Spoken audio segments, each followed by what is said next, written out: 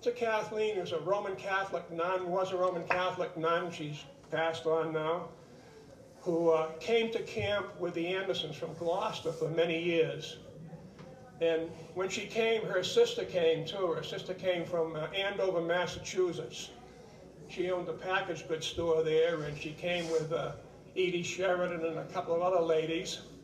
And I would say that Sister Kathleen's sister knew more Irish jokes than Norman Elliott.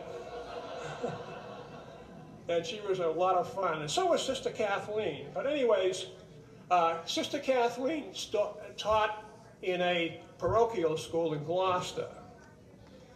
And during World War II, she made it a habit to pray every night for all her former students who were in the service. One night, well, let me go on first before I tell you that. She did that. One day I was walking up to the inn and sitting on the porch with Sister Kathleen with one of the campers, another guy from Gloucester. I can't remember his name right now, but if Milt was here, he'd probably know who it was. And they were avidly talking in conversation, and I said to him, "Looks like you two know each other." And he said, "Let me tell you the story." He said that Sister Kathleen was praying for all these boys she had in class every night.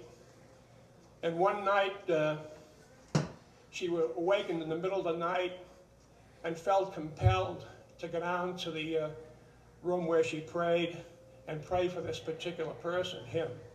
At that time, we were in the South Pacific, and I was out on patrol, and we were crossing a river when we were ambushed by the Japanese. He said, I got hit almost immediately. I dropped my rifle, and I started to go under the water, and I figured it was all over. And all of a sudden, there was Sister Kathleen. And she picked me up. We walked out of the water, walked back through the brush, back to our camp, and then she was gone. And that illustrates to me the power of prayer. And there's a lot of other stories like that many of you know and many of you want to share them sometime. The second thing was the power of affirmations.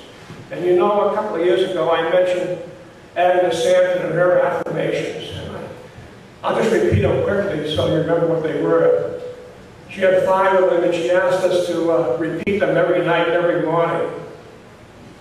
It went like this. The first one was, I like myself unconditionally because I'm a child of God. Second one was, I never devalue myself with destructive self-criticism. The third one, I have warm personal regard for all people at all times. The fourth one, I can do all things through Christ who strengthens me. And the fifth one was, the forgiving love of Jesus Christ penetrates the very depths of my being, setting me free. Every so often I remember these and I repeat them. There's power in prayer, like Sister Kathleen. There's power in affirmations, and there's power in visualization. And I think that's something I learned here in CFO, and something that really has been important to me. When we first came to CFO, we used to play ball out here in the field. Joe played soccer. Ben Philbrick managed the championship softball team. He always beat the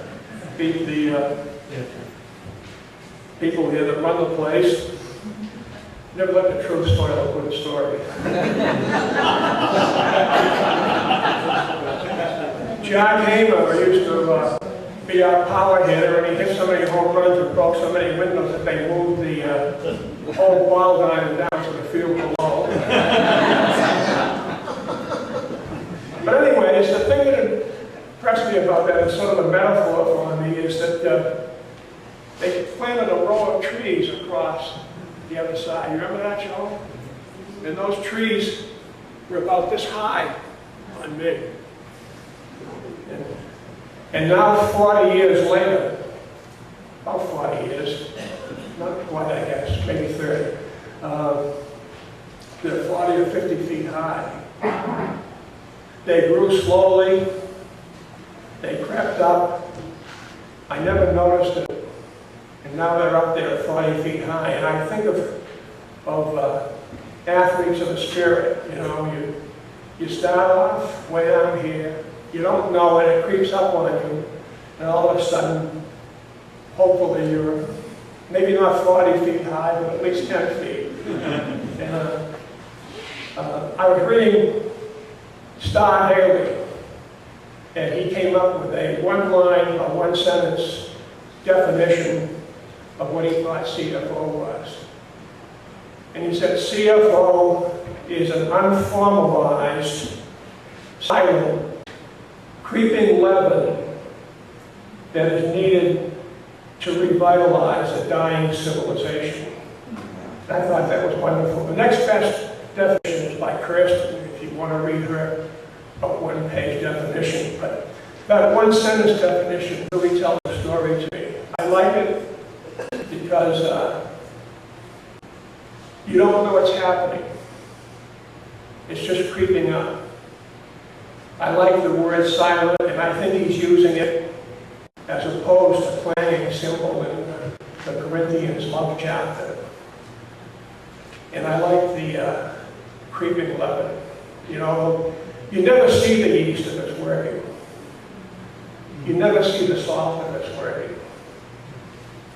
I remember Norman Elliott once said about the clergy, he said, when they're all together, they're like a pile of manure.